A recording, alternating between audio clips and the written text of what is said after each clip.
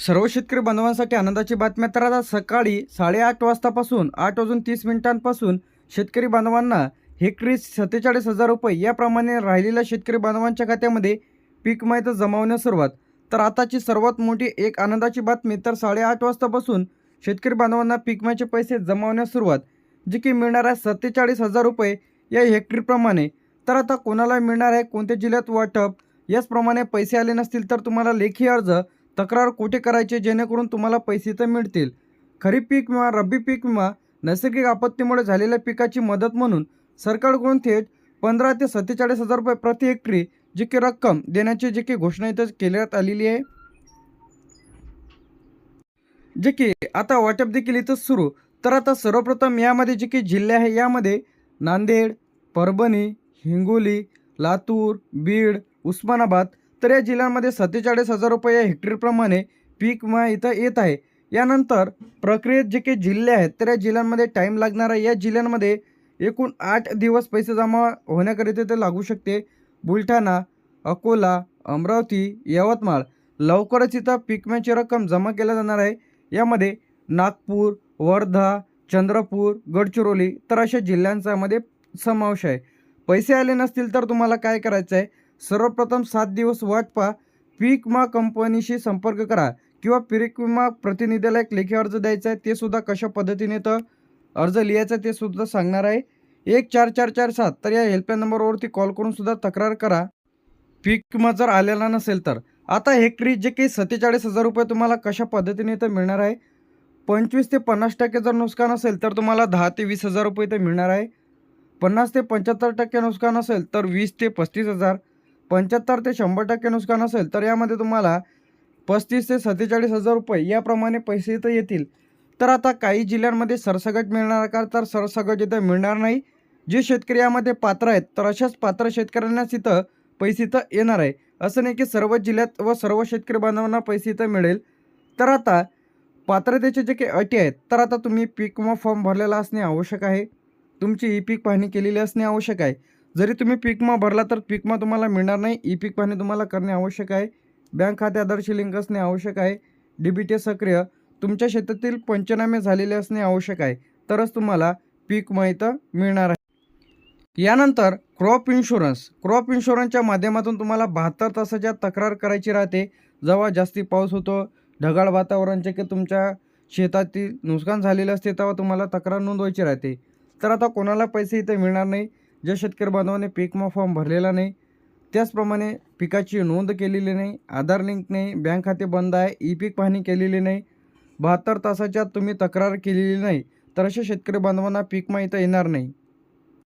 यानंतर पैसे जे काही आहे टप्प्याटप्प्याने इथं जमा होत आहे. जिल्ह्यांच्या अहवालानुसार पीक विमा पडताळणी आणि निधी वितरित. याचप्रमाणे आता या जिल्ह्यांमध्ये वाटपसुद्धा सुरू झालेलं आहे. तर यामध्ये सर्वप्रथम नांदेडमध्ये 98 लाख रुपये, परभणीमध्ये 92 लाख रुपये, हिंगोलीमध्ये 88 लाख. आता हे जे काही राहिलेले शेतकरी आहेत, असं नाही की सर्व शेतकरी बांधवांना मिळत आहे. जे की राहिलेले बरेच दिवसांपासून रखडलेला जो काही पीक विमा होता, म्हणजे ज्या शेतकऱ्यांना पीक विमा जमा झालेला नव्हता, तर अशा जिल्ह्यांमध्ये येत आहे. नांदेडमध्ये 98 लाख, परभणीमध्ये 92 लाख, हिंगोलीमध्ये 88, लातूरमध्ये 95, बीडमध्ये 90 लाख रुपये, उस्मानाबादमध्ये 87 लाख रुपये, जालन्यामध्ये 84 लाख रुपये, छत्रपती संभाजीनगरमध्ये 89 लाख रुपये, बुलढाण्यामध्ये 91 लाख रुपये, यानंतर अकोल्यामध्ये 86 लाख रुपये, यानंतर आपलं अकोल्यामध्ये 86 लाख रुपये, यानंतर अमरावतीमध्ये 93 लाख रुपये, यवतमाळमध्ये 97 लाख रुपये याप्रमाणे पैसे खात्यामध्ये इथं येत आहे. यानंतर हे जे काही जिल्हे आहे हे प्रक्रियेत जिल्हे आहेत. तर या जिल्ह्यांमध्ये टाईम लागणार आहे. यामध्ये पडताळणी सुरू आहे. यामध्ये नागपूर, वर्ध्यामध्ये निधी मंजूर प्रतीक्षित आहे, चंद्रपूरमध्ये डेटा तपासणी आहे, गडचिरोलीमध्ये अहवाल सादर आहे, भंडारामध्ये प्रक्रिया सुरू आहे, गोंदियामध्ये प्रक्रिया सुरू आहे.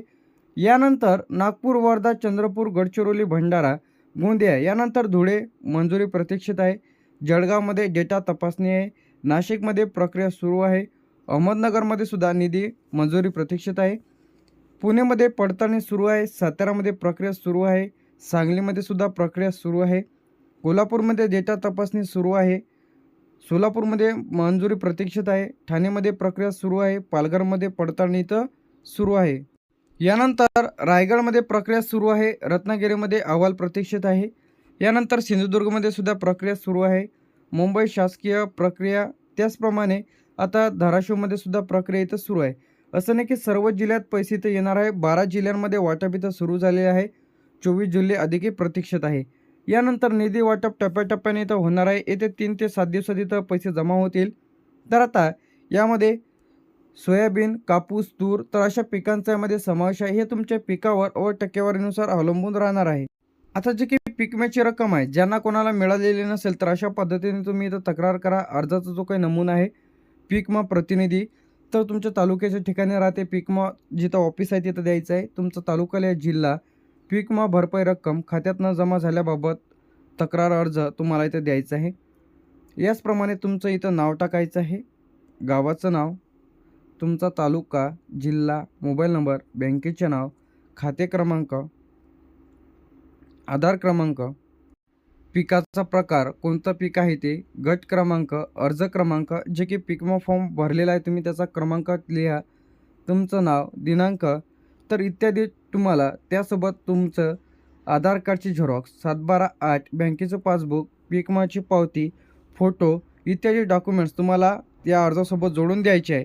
ज्यांना कोणाला पीक विमा मिळालेलाच नसेल तर अशाने जे काही तुम्हाला हेल्पलाईन नंबर देतो 14447, तर या हेल्पलाईन नंबरला कॉल करून सुद्धा तुम्ही ज्या कोणाला पीक विमा आलेला नसेल तर अशा शेतकरी बांधवांनी तक्रार करून पीक विमा मिळवा.